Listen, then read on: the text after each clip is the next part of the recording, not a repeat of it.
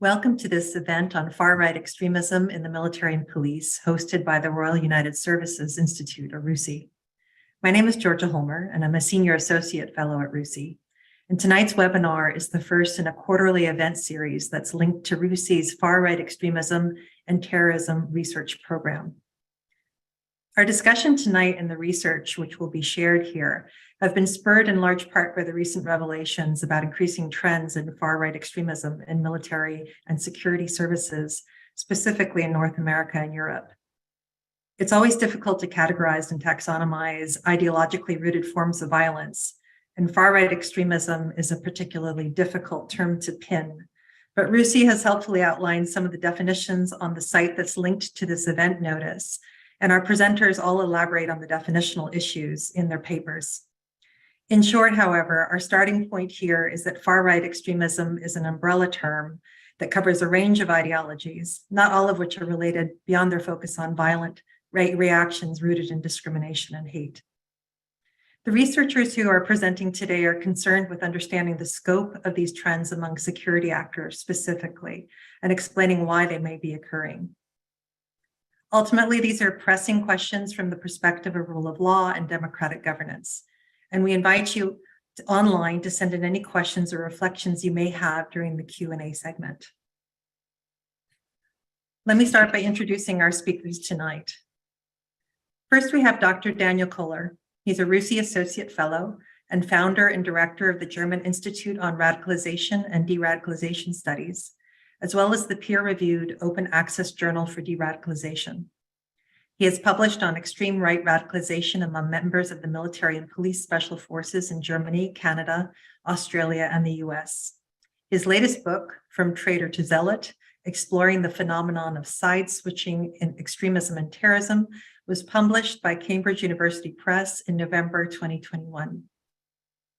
We also have Dr. Jessica White, a senior research fellow in RUSI's Terrorism and Conflict Group.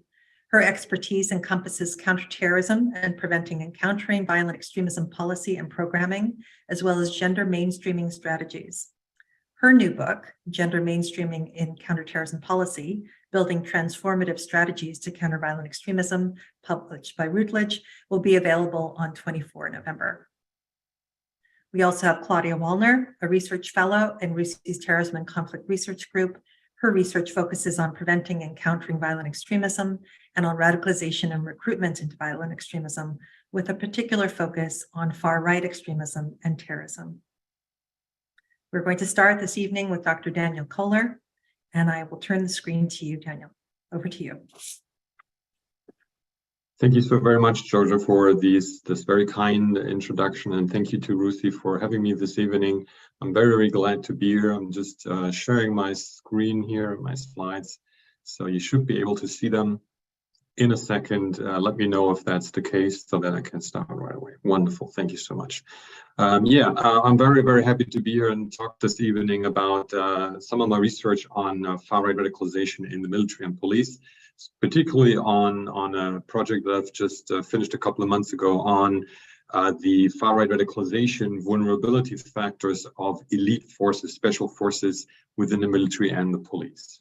So the idea was that this is basically the third installment of a series on studies on far-right extremism in the military and police. And Georgia, you mentioned that briefly. So the first one I published in 2019 for ICCT, where I compared a little bit the incidents in various different Western countries on far-right and far-right extremism in the military. And then 2021, I published a piece on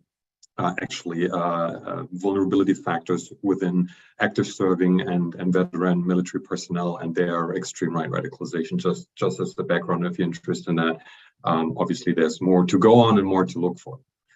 This present study that I want to introduce in the findings is concerned with special forces and particularly extreme right radicalization that was published a couple of months ago in the academic journal Studies in Conflict and Terrorism.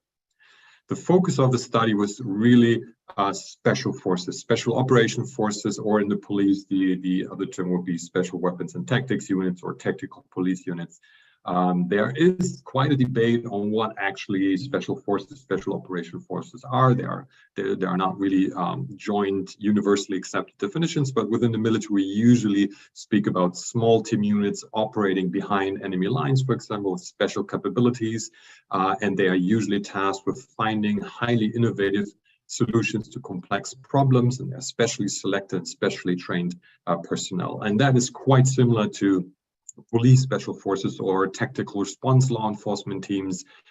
They are usually those sent in when regular normal police is not equipped and not trained to handle a specific situation. SWAT teams are also equipped and trained for various different scenarios, like hostage scenarios or any kind of active shooter scenarios, etc. So they are quite close in what they're supposed to do. And very basically, they consist of personnel that is specifically and specially selected and trained to very, very high, arguably the highest standards within their organizations. For my study, I used publicly available inquiry reports that exist in the United States and Canada, Australia, and Germany on specific incidents within military and police special forces. It's specifically revolving around extreme right crimes or incidents, attitudes, and behavior, for example, far-right WhatsApp chat group, or actually even racist crimes committed by personnel from these units, or significant ethical misconduct, including war crimes and killings of non-combatants with, at least it was supposed in these reports, with a racist or white supremacist general motivation. In total, I looked at reports on 6 units from 4 countries, as I said, Germany, United States, Canada, and Australia. I used these publicly available reports and coded them for specifically identified factors that were used to explain the radicalization of that special forces personnel, and I cross-referenced these factors with the available research literature in radicalization and terrorism studies. The case studies I used, just as a brief background for you if you're not familiar with them. In March 1993 in Canada, 2 soldiers of the elite airborne regiment tortured and killed a 16-year-old Somali teenager during a peacekeeping operation, and it was later found out that there are multiple links to neo-Nazi organizations. In consequence, the airborne regiment was disbanded. Between 2005 and 2016, Australian special forces deployed in Afghanistan and Iraq were found to have conducted several war crimes, at least 39 murders of civilians and prisoners, and that was obviously also investigated. November 2019 in Germany, officers from a Spezialeinsatzkommando, which is the German version of a SWAT team in the police, in the German state of Mecklenburg-West Pomerania, was found to, the whole group, the whole unit, found to holding extreme right-wing views and connected to extreme right militant prepper groups that were also involved in plotting terrorist attacks, allegedly. And then in July 2020, also in Germany, a combat platoon of the German elite special forces of the military, the KSK, was completely disbanded, the whole platoon, because it was found to be irreversibly radicalized towards the extreme right. Then in 2020 in the United States, the United States Special Operation Command released a report where they looked into ethical problems and misconduct of US SOF personnel, including racism and white supremacism. And then in June 2021, again in Germany, another SEK unit from Frankfurt was disbanded, and its 18 active officers were also suspended after they were found to have been involved in a racist extreme right-wing chat group. So these are the cases I looked at because I have publicly available inquiry reports on these incidents. There are many, many additional cases involving special forces.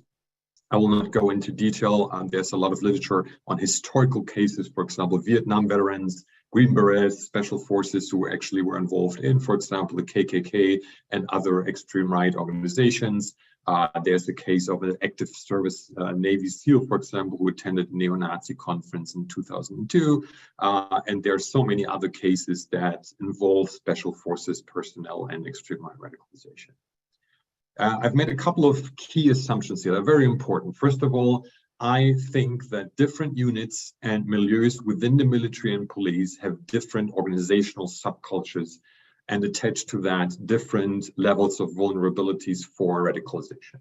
I'm not claiming that special forces are more or less prone to extreme right radicalization than any other unit or any other group within the military or within the police. We simply do not know that. We don't have enough data to compare that.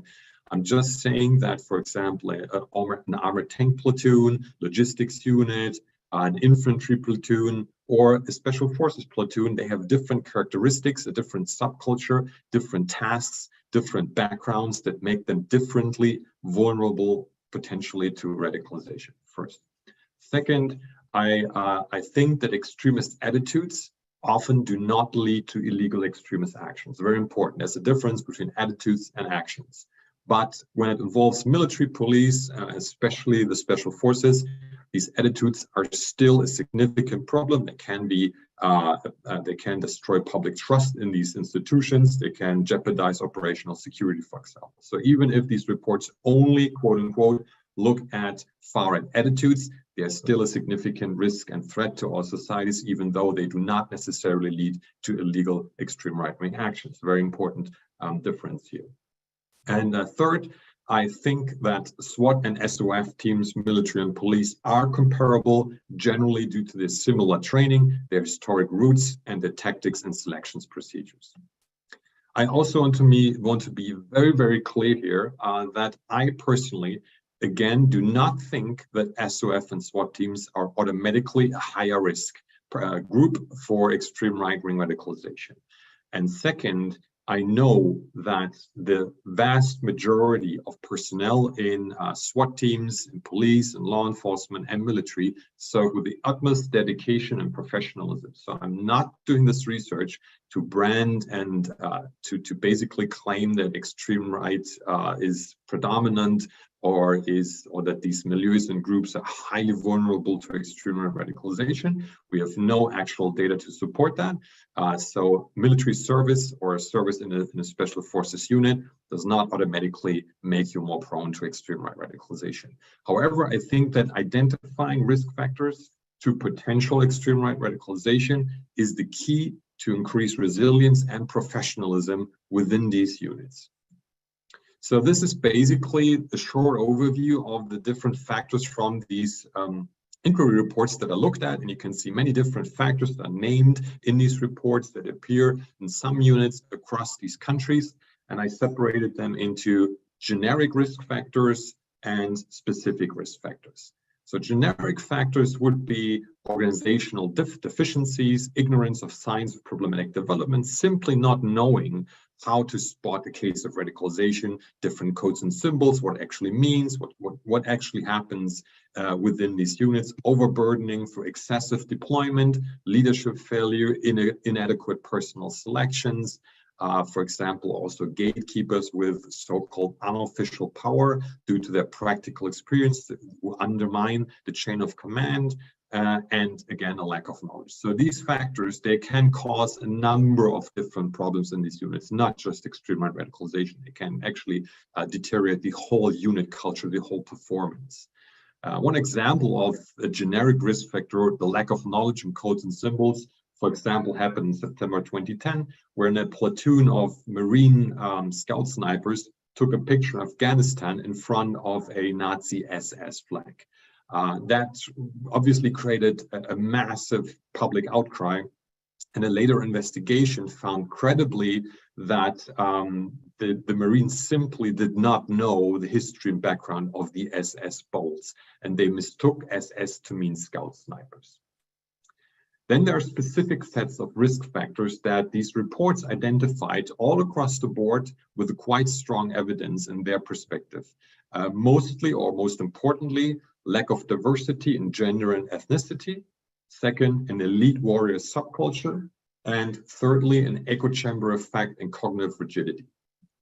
First of all, lack of diversity. SOF and SWAT units in Western countries, as well as their communities, are typically dominated by or exclusively staffed with white men. Entry requirements and selective screening procedures are thought to be the highest in the military and the police, so this might cause the false perception among members of these units that they are physically, mentally, psychologically, or even biologically superior over women and ethnic minorities. This also creates the risk of toxic masculinity, chauvinism, and false positives. So very, very important to address the lack of diversity here. Second, elite warrior subcultures. So these reports identify or have identified that the collective identities within special and elite units are essentially dominated by camaraderie, elitism, and distinctiveness from the mainstream. By their core definition, by their training and selection, they think they are the best of the best. They are tasked with the most difficult jobs, and they are the elite of the elite, right? So their whole culture, their identity evolves around that, being better than everyone else, being the best of the best, being the most selected. So the selection process in elite units acts as an initiation right and has high individual agency. It's all in these units, being selected to be a special forces member is almost a mythology of exceptionalism. And that can, in its toxic form, shift from superiority overall over other groups, not just the enemy, but also in their own reference group within the same military, within the same police organization, and can also evolve into an attitude to disregard rules, regulations, and ethical conventions. And thirdly, echo chamber effects. These units are highly dependent on themselves, right? They are supposed to be extremely efficient, to make split-second decisions, to be highly reliant on each other in the unit, each other's as soldiers and the police officers. So this creates fused identities by professional requirements. So this high in-group versus out-group bias creates a very, very strong echo chamber effect. Those people, members of special forces communities trust most are their teammates, and not even in the chain of hierarchy or in the same military or police. It's their platoon, it's their unit. They're even ranking higher than the family members, for example.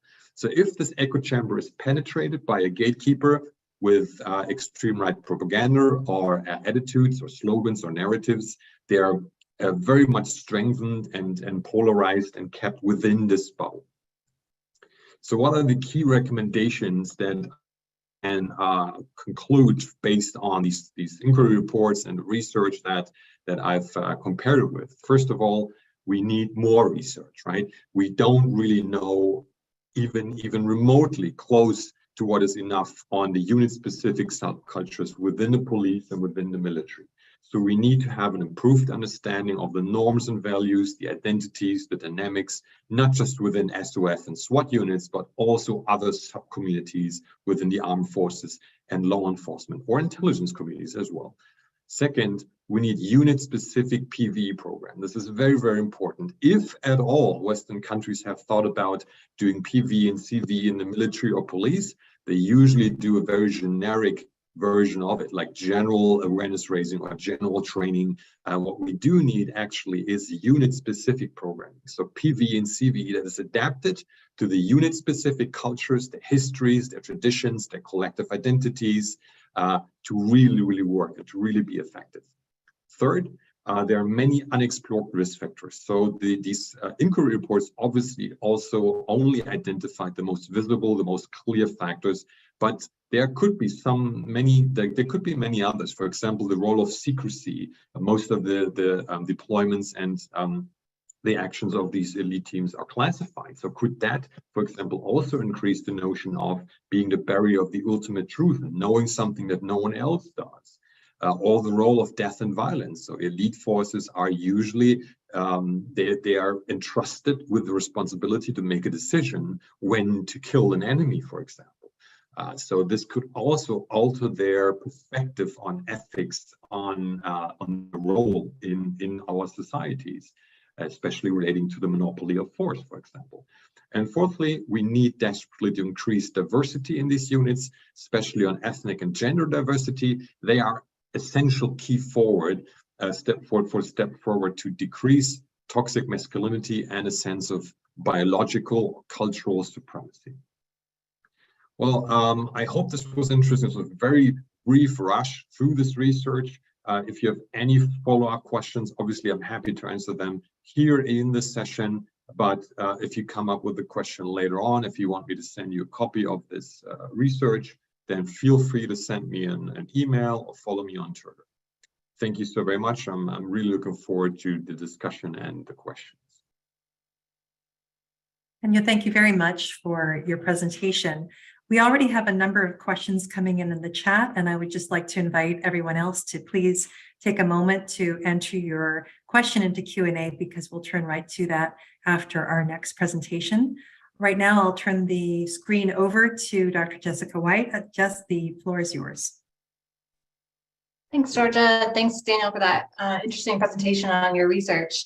And I think I'm actually going to pick up a few of the things that you pointed to and perhaps go in a little bit more in depth. So I am totally on board with what Daniel was saying. This is not an attempt to vilify the military in any way. I served in the military myself.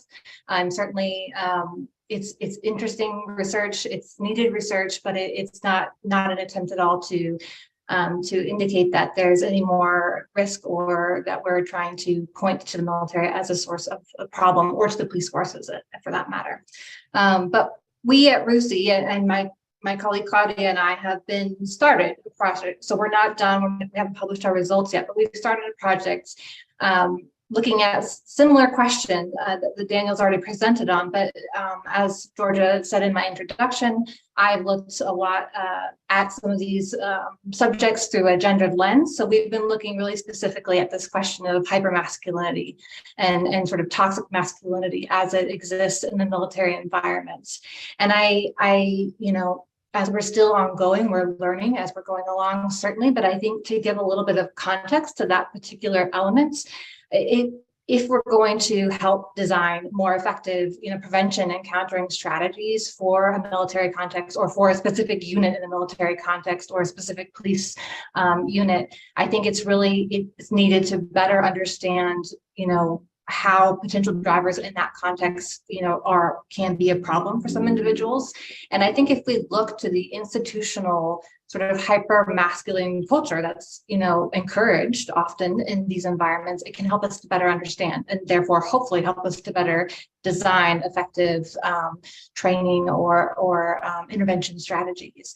But if we sort of go back to a context, I think, if you think about, feminist international relations scholars have published a great deal of literature on how the traditional international relations system has been set up, almost entirely masculine in nature, right? The realist approach to the current international system really centers on the notion of a male citizen who both runs the state and is willing to defend it at all costs. And militaries are established, and police forces are established within that frame of reference, within that context. So they're historically masculine entities, and they're historically, security itself is the domain of men. And it's a challenge as a woman coming from that field. And in Georgia, I know you also come from the field of, it's a challenge sometimes being a woman in this space because it is such a masculine space.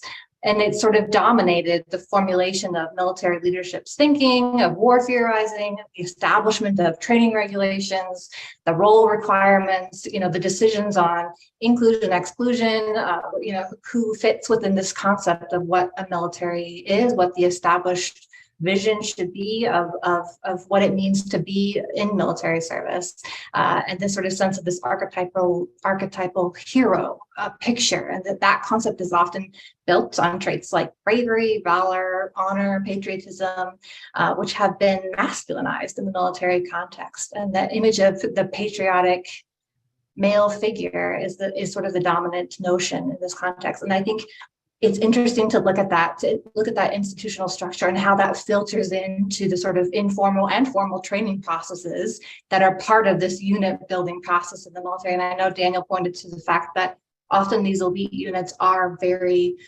they're very white men, they're very single identity, they're not very diverse units.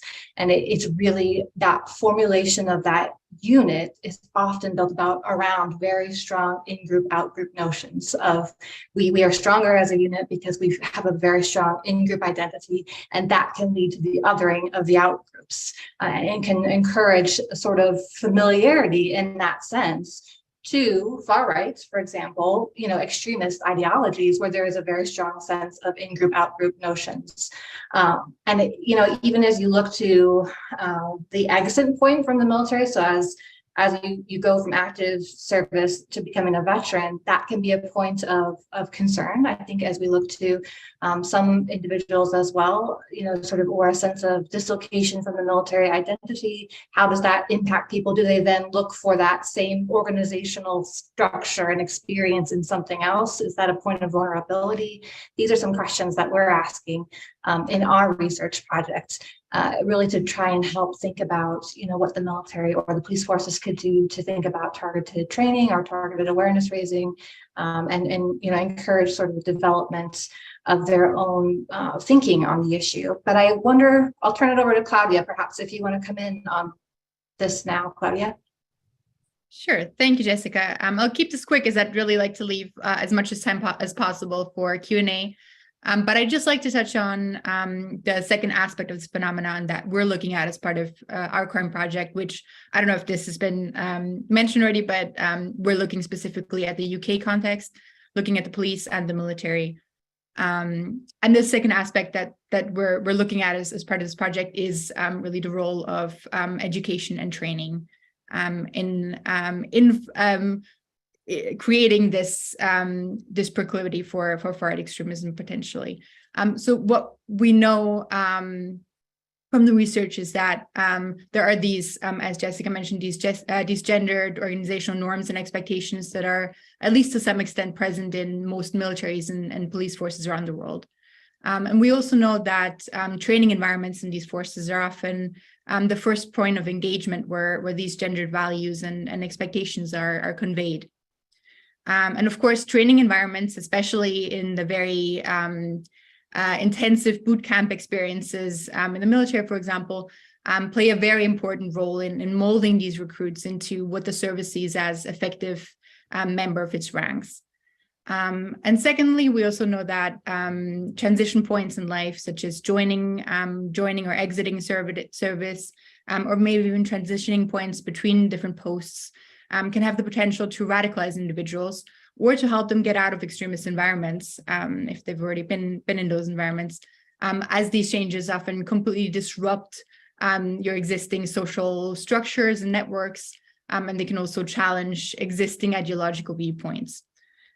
So we hypothesize that these training and educational processes at these specific transition points, so entering service or transitioning to a new post, can either encourage positive values, of course, or if they're being misused or not controlled properly, they can also play an active role in radicalization processes potentially. Obviously, a big part of this process of training and education in this context is creating that strong sense of unity and group cohesion, as already mentioned in the two previous presentations. And of course, it's very important for recruits to really identify with the group and the collective, and in extreme cases, also be willing to sacrifice their own lives for the collective. And this creation of an in-group and this collective identity often comes along with a clear sense of an out-group and who the enemy is. And while this is more often than not an informal process of education rather than an official part of a training program to identify who the enemy or the out group is, evidence suggests that what happens in some cases at least is that these out groups can be designed to include Muslims, people of color, women, etc.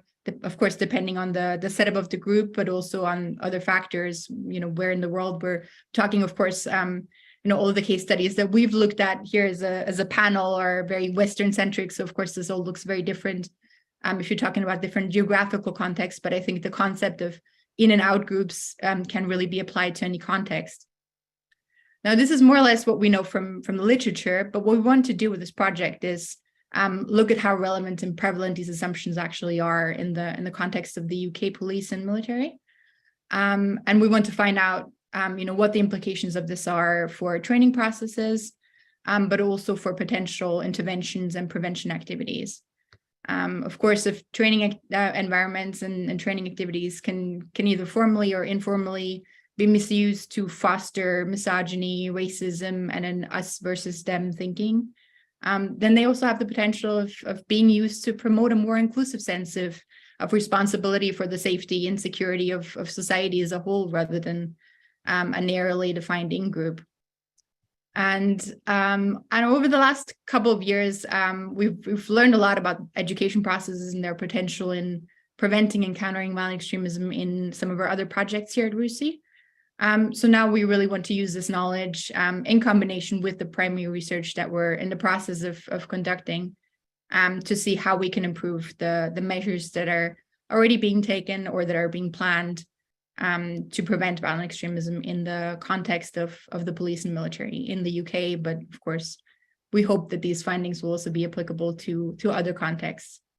Now, I'll leave it at that, and I'm sure we'll have the opportunity to discuss all of this in much more detail in the Q&A. Thank you, Claudia and Jessica. And I see an awful lot of complementarity between the two lines of research. So I think a lot of the questions that we have surfacing right now will be relevant to both of you. But I thought maybe we could start first by just returning to Daniel on the issue of the parameters of his study, because there are a couple of questions in the Q&A that are asking specifically about the scope of the research. And you made the point that you were looking specifically at elite special forces in both military and police, but could you just review for the audience for clarification what aspects of security services you looked at in your study? And then also, Jessica, you as well, because a couple of people are asking if you're talking about military police or not, and there are some questions that need clarification on that point. Yes, thank you so much. Basically, I was interested in two things. Elite formations within the military and the police, however they are defined, could be in the military context, could be Navy SEALs, Rangers, could be airborne regiments, whatever these institutions themselves have labeled as elite special units. And second, in the police, SWAT teams, obviously, these special tactical response teams. Normally, within the police or military organizations, they are specially designated, they are specially labeled. They have a very high standing, very high rank, informal status. They have very special selection procedures, very special training, very special equipment, and they are usually tasked with the most dangerous missions that these organizations fulfill. So that was one part of the research question. The other was what was specific extreme right radicalization, both in attitudes and behavior. So the starting point was that there were a series of incidents in Germany, where I'm based. For example, the KSK combat platoon was disbanded, a number of SWAT teams that were also disbanded because far-right chat groups were discovered. And I was wondering if there is anything in terms of available data that tells us more about what is it in these elite communities that might make them more vulnerable to these changes, to these developments. So I started searching for publicly available data. And obviously, we all know that elite formations are most secretive, and it's very difficult to get access to these communities for good reason. So I found that inquiry reports by public bodies such as parliaments or governments who have actually created transparency and looked into these cases. Sometimes they have had access to case files. Sometimes they did interviews with personnel. Sometimes they had court records available. So all these files ended up to be turned into inquiry reports and then presented to the public what they found as potential explanations for these behaviors and these attitudes. So this was the main database that looked at. And obviously, I'm aware of the limitations. This is obviously like a second-tier data. Other people have looked at the primary data and made that decision, what these key vulnerability factors were. For me, it's clearly a first starting point. Look at this very, very unique and hard to access group. I hope that clarifies it. No, thank you, Daniel. And just any clarifying comments, especially on distinction between military and law enforcement in your research? Yeah, I think, I see some comments in there that the police and the military are different, and I absolutely agree with that. And I serve in the military, not in the police. So I can speak from experience to one and not the other. But I think overall, if we think about the field of security and the implementation of security, and this does apply to other security, law enforcement agencies, other security institutions, that they have all been developed in this sense of hypermasculine environments, of sort of there's a domination of a certain perspective. In Western contexts, it's normally the white male perspective in these institutions, and there has been a lack of diversity and inclusion historically across the institutions. So that's sort of where we've been looking at it from a wider institutional establishment perspective, to look at how these gender norms within security institutions can impact the outcomes. Now, I agree with Daniel, sort of our research has also identified that across the different units of different police departments, across the different units of military, there are differences, right? Because there is more gender inclusivity in certain military units in the Western context than there is in others. There are jobs that lend themselves more easily to including women, or historically have been open to women longer, or open to more diversity longer. So there are certainly differences between different units and the different activities that they are in charge of, and how they're formed, and how these dynamics play out within them. I think we didn't focus on a specific unit within our research, but it's sort of looking at the institutional structures in place and how they themselves are so gendered that it flows down into the outcomes of their actions. But also, I think it's important to highlight too that just as in wider society, the percentage of people from these institutions that actually go on to commit an act of violence because they become radicalized by an ideological perspective is tiny. It's not that we are saying this is a problem for the whole of these institutions.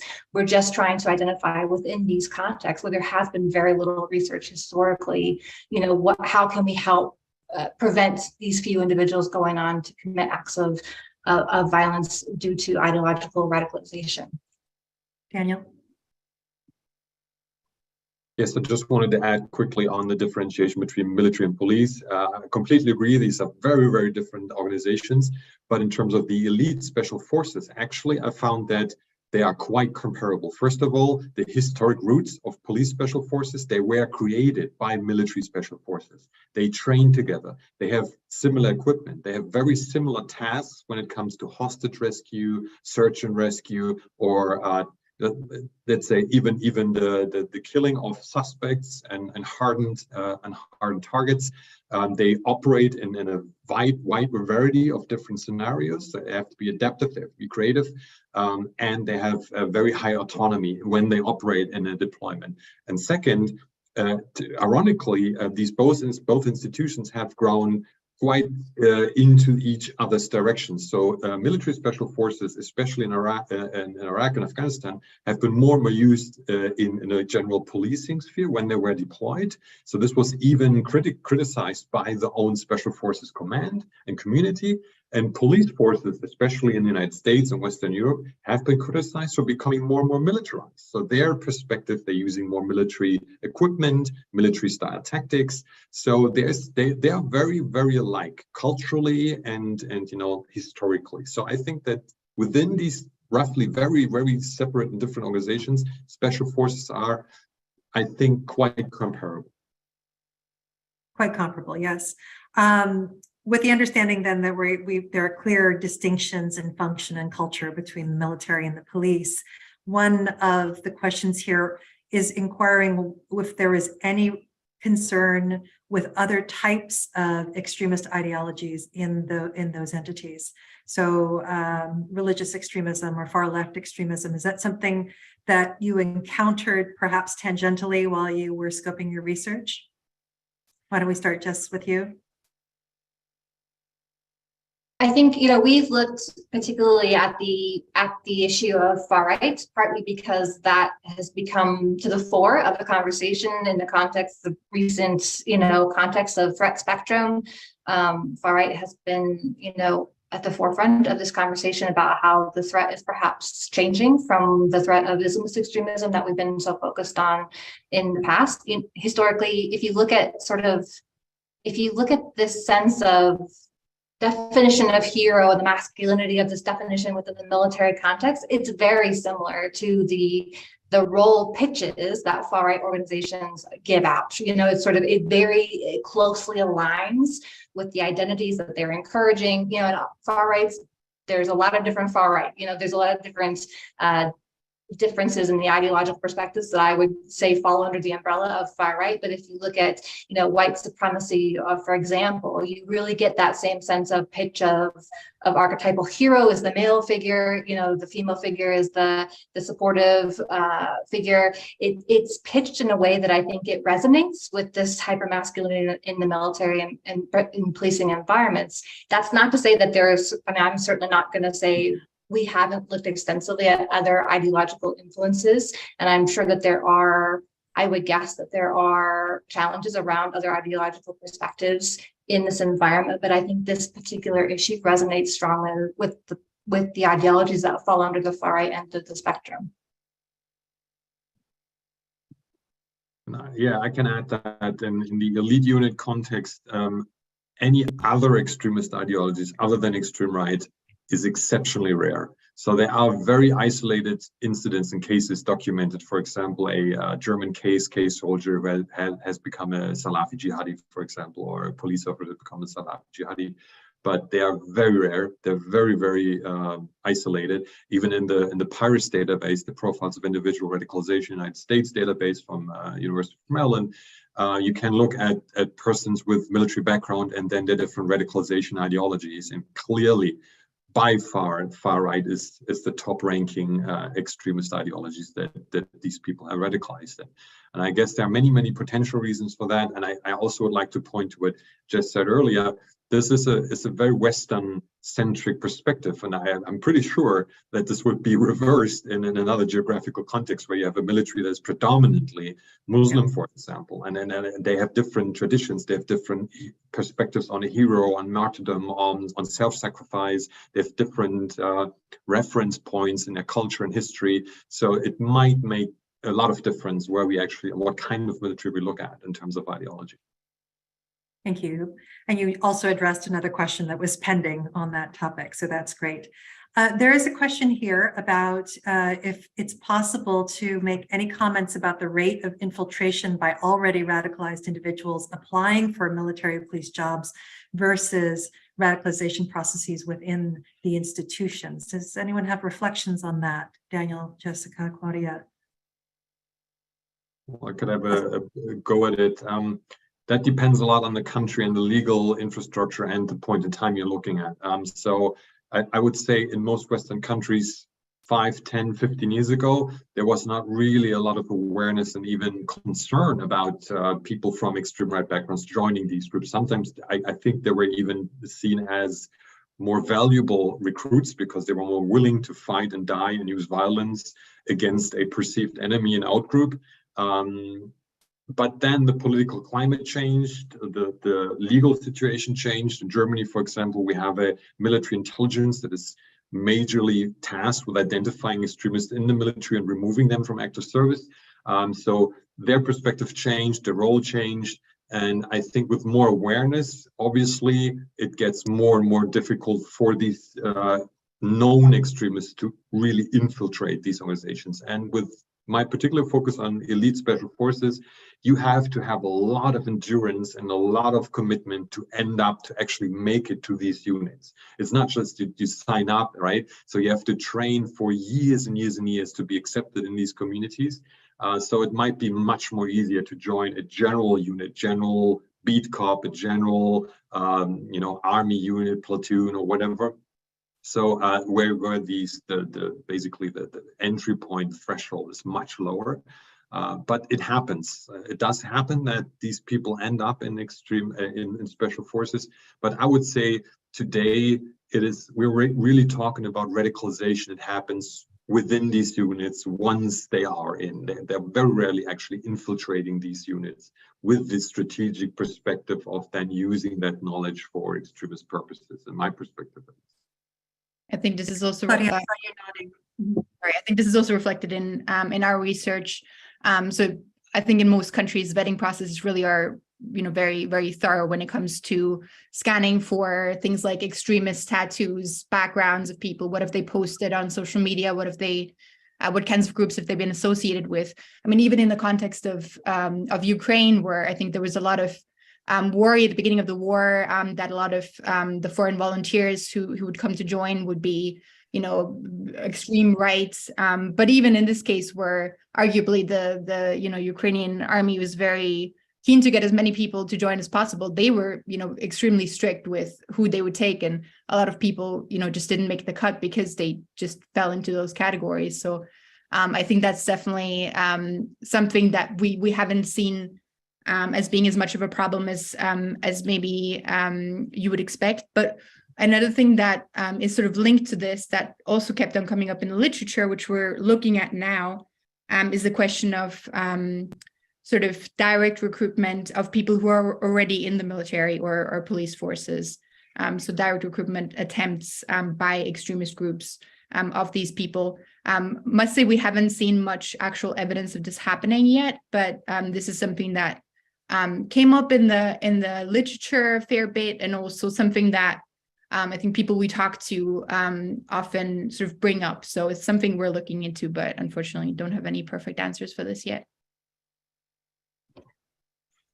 I think it probably, it's useful to point out too, it varies across, even in Western context where, we feel there's a lot of military cooperation, it would vary. The screening processes certainly vary. And I think they very often dependent on the size of the militaries. When you have a massive military structure like the United States does, they're intaking a lot more people than a smaller country like the UK does, where there perhaps is a stronger or a more thorough vetting process in place because they have the scope to be able to do that with the number of people that they're bringing into the military.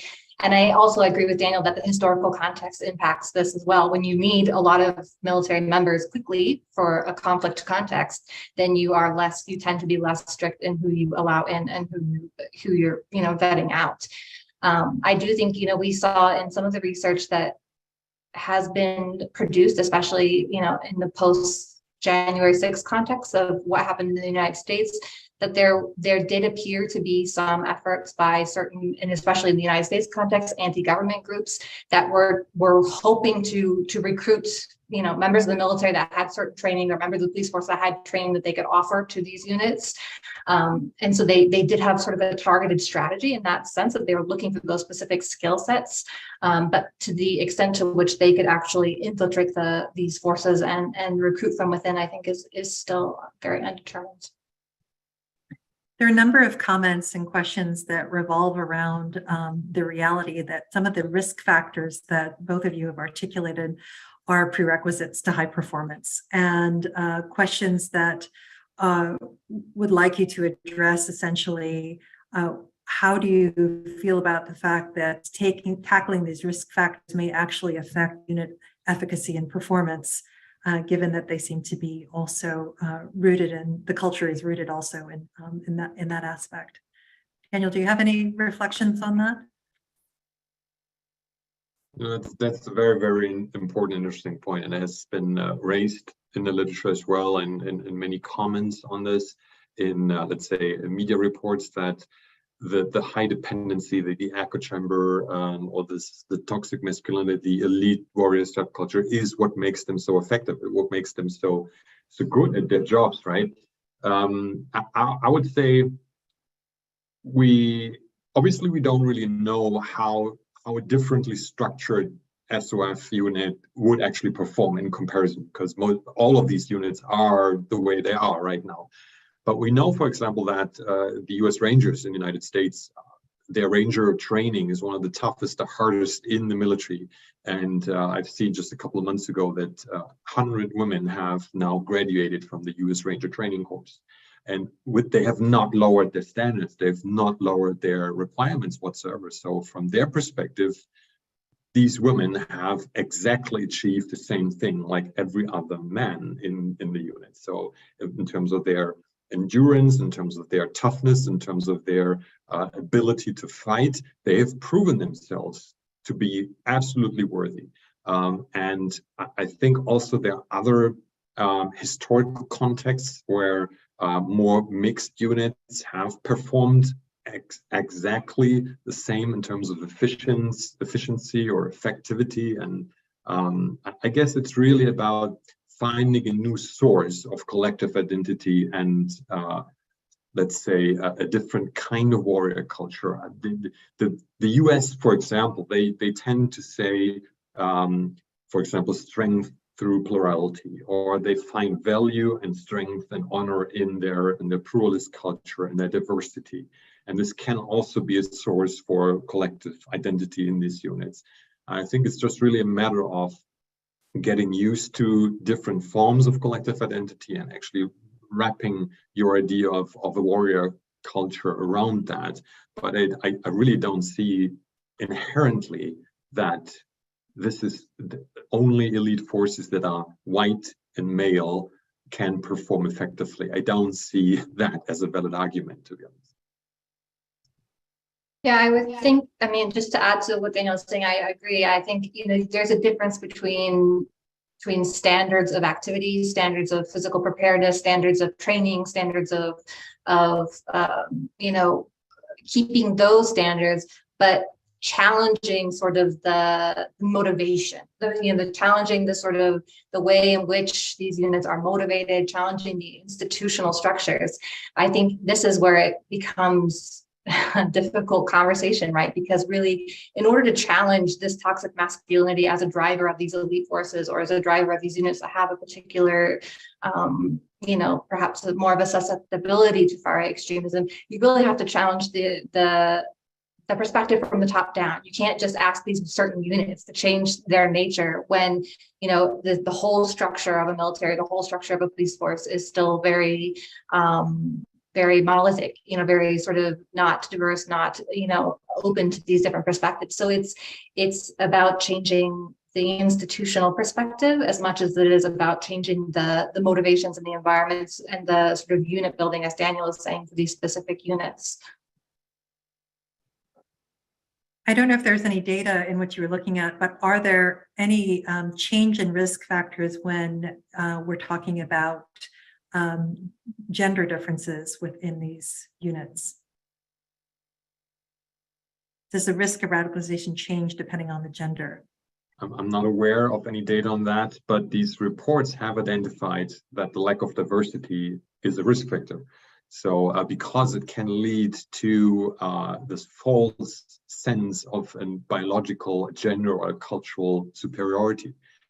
They would, when they radicalize, they would say that as white men, we are superior to women, to ethnic minorities, to religious minorities. We have proven this to ourselves through the selection process and by being in the most elite of these units. So this, to challenge that is the first step that would prevent this kind of false sense of superiority and supremacy to develop in the first place, I think.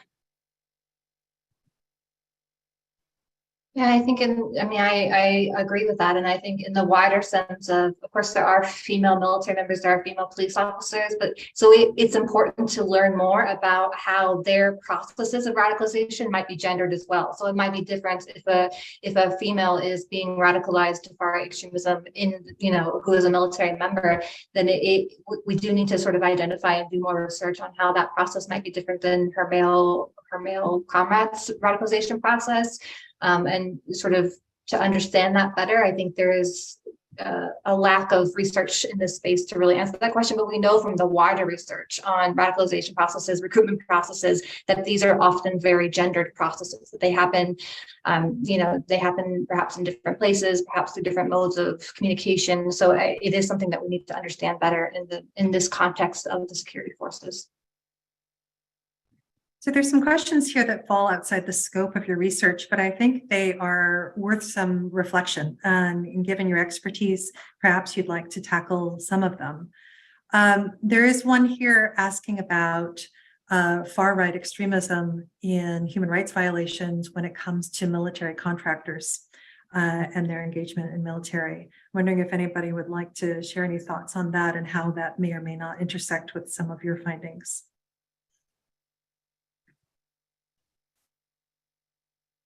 I think, from our research at RUSI, the military contractor space is quite a different space. Of course, they're working, with the military, and often I think military contractors come out of the military or come out of the police force. They often, would come out of that sort of active duty service and perhaps go into these contracting situations, and so have perhaps had some of the same experiences, but there does seem to be a difference in motivation, financial motivation versus patriotic motivation. There's differences in the environment and the cultures at play that I think make them two distinct questions, two related questions, but two distinct questions. And I don't think that I would feel confident in answering the question from the research that we've done thus far. Daniel, do you want to share any thoughts on that?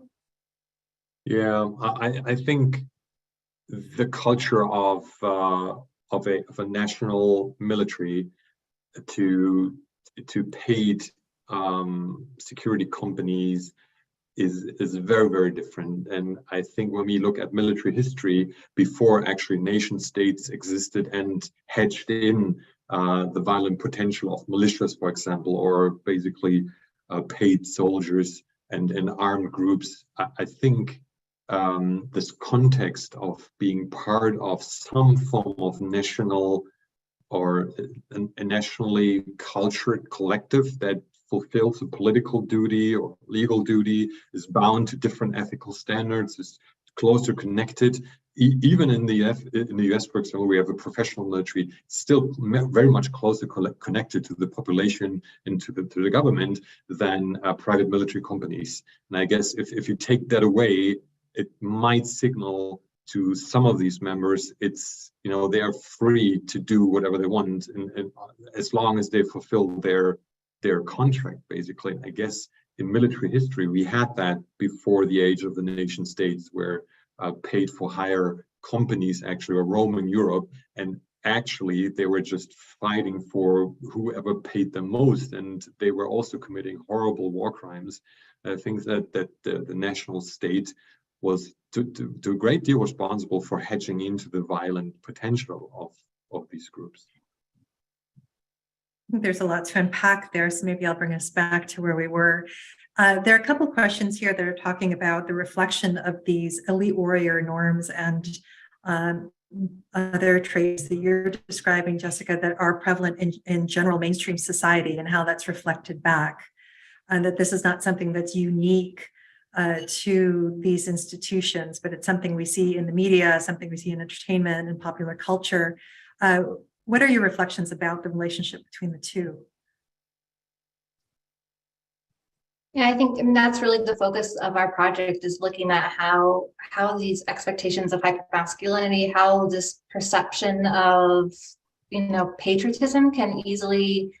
There's not a huge step between the encouragement of a masculine white patriotism in the Western context to white supremacy and to to what they pitch as a patriotic cause. It's not a huge gap between these two ideas. And I say that as somebody who's very patriotic and served her country.